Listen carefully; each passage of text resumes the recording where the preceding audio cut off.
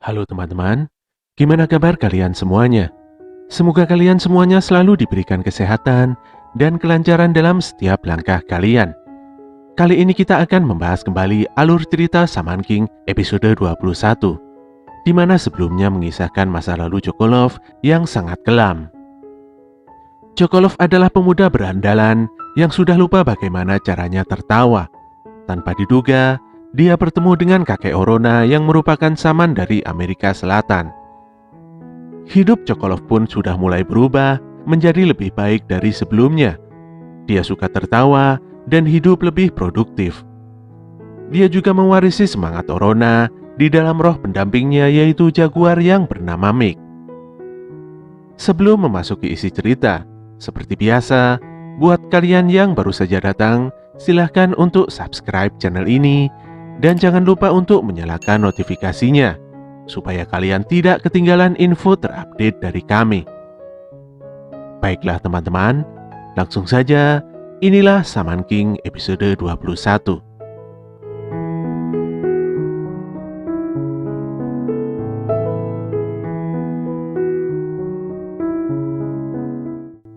Yoh benar-benar sangat lega, karena terlepas dari semua yang terjadi, akhirnya tim Ren resmi dinyatakan sebagai pemenang.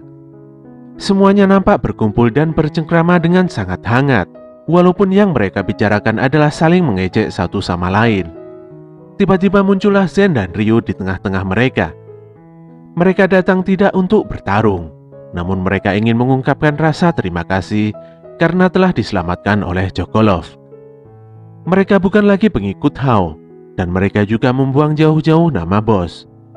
Zen dan Ryo sebenarnya hanyalah seorang biksu biasa yang ingin menjadi seorang artis. Dalam upayanya ini, mereka tiba-tiba didatangi oleh Hao kecil. Pada akhirnya mereka langsung bergabung begitu saja dengan Hao, tanpa banyak basa-basi. Mereka pun berpamitan pergi dan mengungkapkan nama barunya, yaitu Bozu. Tentu saja Yoh dan yang lainnya menjadi kehabisan kata-kata, karena nama baru mereka tidak ada bedanya dengan nama yang sebelumnya. Ketika pertandingan selanjutnya sudah hampir dimulai, Ryu tiba-tiba menjadi terkejut dan lemas. Hal ini sudah jelas, karena dia melihat Lizard telah bergabung dengan X-Laws. Pertandingan kedua pun dimulai, dengan memunculkan tim teratas dari X-Laws, yaitu X1. Selain Marco dan Lizard, di tim ini muncul orang ketiga yang bersembunyi di dalam patung Iron Maiden. Dia adalah sosok dari bos X-Laws. Melihat Lizard yang telah berubah dan pergi, membuat Ryu dan yang lainnya sangat bersedih. Yoh pun telah merelakan kepergian Lizard. Dia mengajak semuanya agar segera pergi menuju arena pertandingan untuk mendukung Lizard.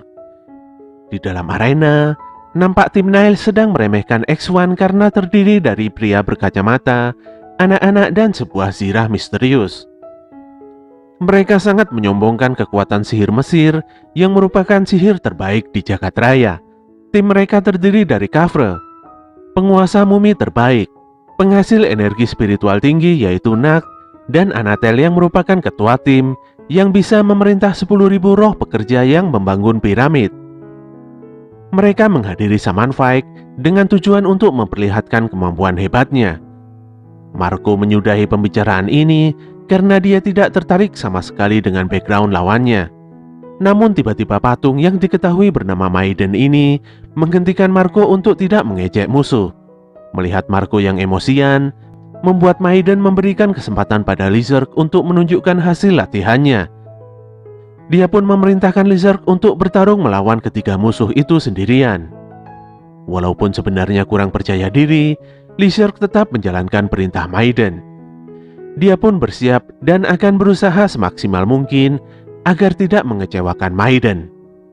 Ketika pertandingan baru saja dimulai, Lizard dengan kawat pendulumnya langsung menghancurkan Nag dengan sekali serangan. Belum sempat membantu rekannya, mumi Kafre langsung dihancurkan hingga berkeping-keping. Sementara Anatel hanya bisa kebingungan dan tidak bisa berbuat banyak. Lizard yang sedari awal sudah serius langsung menyengkeram Anatel dengan kawatnya. Dia mengancam akan memotong-motong Anatel seperti memotong mumi milik Kafre. Untungnya Lizard masih mengampuni Anatel. Dia meminta mereka untuk segera mengakui kekalahannya dan menyerah sekarang juga. Anatel dan rekan-rekannya sungguh kaget dengan kekuatan X-Laws. Saat ini Lizard tidak akan mundur sedikit pun. Dia akan terus melangkah walaupun itu artinya harus membunuh musuh di depannya. Lizard berprinsip bahwa bersikap naif tidak akan pernah bisa menyelamatkan siapapun. Melihat hal ini membuat Ryu semakin sedih. Dalam benaknya, Lizard bukanlah anak yang tega akan mengucapkan hal sekejam itu, apalagi membenarkan pembunuhan atas nama keadilan. Namun berbeda dengan Yo nampak tenang-tenang saja melihat kelakuan Lizard yang sangat berbeda. Dia berpendapat bahwa yang dilakukan Lizard adalah hal yang paling realistis. Yo dan kawan-kawan tidak akan pernah bisa mengerti rasa sedih yang dirasakan Lizard. Hal inilah yang membuat Lizard terpaksa mencari teman yang bisa memahaminya. Kalau Lizard sudah merasa tenang dengan keadaannya saat ini, Yo benar-benar ikhlas dan bisa menerima. Hanya saja, jika Lizard benar-benar melakukan pembunuhan, maka Yo tidak akan memaafkannya. Yo masih percaya pada Lizard. Untuk itulah dia datang mendukungnya. Ren mengingatkan Yo bahwa sifat naifnya itu sangat berbahaya. Suatu hari, rasa simpati Yo mungkin akan menjadi senjata makan tuan. Tapi Yo tetap pada pendiriannya. Dia tetap optimis bahwa hal yang diyakininya pasti akan baik untuk semuanya. Kembali ke arena pertandingan. Anatel mulai marah karena diceramahi dan dipermalukan seperti itu. Walaupun sudah diperingatkan oleh dua rekannya, Anatel tetap saja ngotot. Dia tidak ingin mundur selangkah pun karena sudah sampai ke babak ini. Anatel pun mengeluarkan teknik sayap roh orang mati.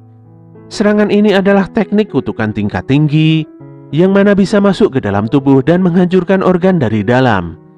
Menghadapi serangan Anatel yang berbahaya ini, membuat Lizard terpaksa mengambil keputusan untuk membunuhnya secara langsung. Sayangnya, serangannya tiba-tiba terhenti saat hampir menghujam kepala Anatel. Tanpa diduga, Morphin tidak mematuhi serangan Lizard walaupun Lizard memohon dengan sangat amat. Morphin melihat Lizard dengan tatapan yang sedih.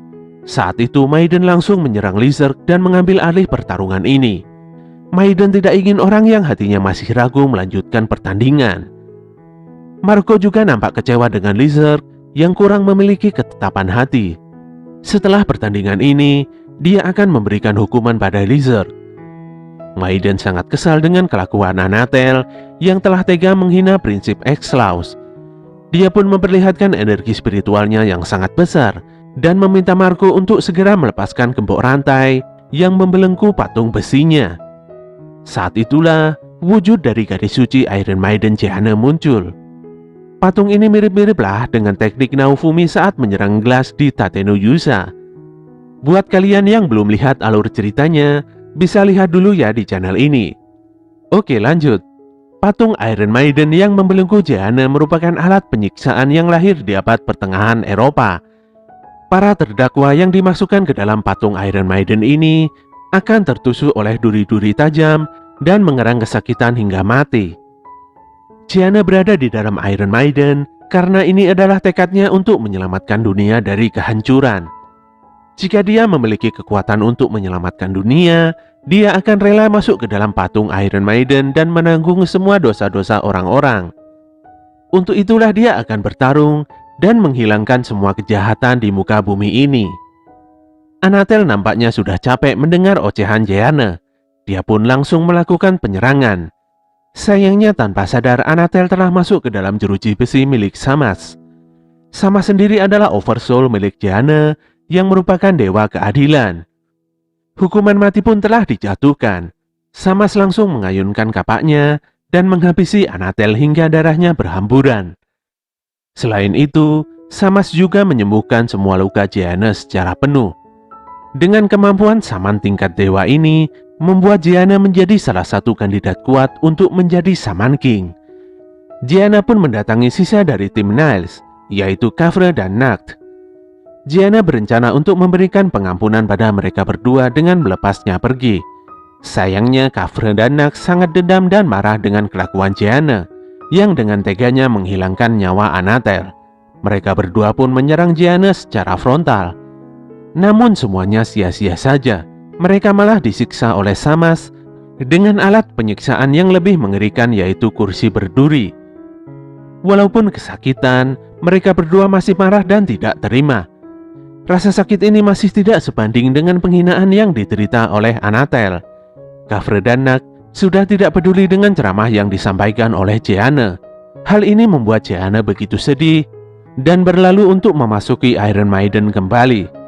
Setelah itu, Jeanne memerintahkan Samas untuk membunuh Gavre dengan pisau guillotine yang memenggal kepalanya.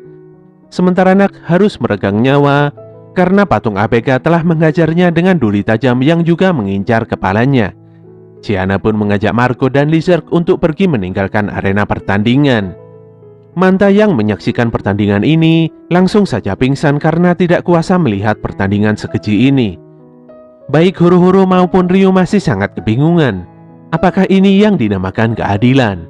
Menghalalkan segala cara untuk mencapai tujuan, bahkan dengan menghilangkan nyawa seseorang. Namun Ren menganggap hal ini wajar, karena siapapun yang menjadi Shaman King haruslah orang yang kuat. Di saat itulah, Yoh mulai nampak serius. Untuk menanggulangi hal yang tidak diinginkan, sepertinya memang harus dia sajalah yang menjadi Shaman King.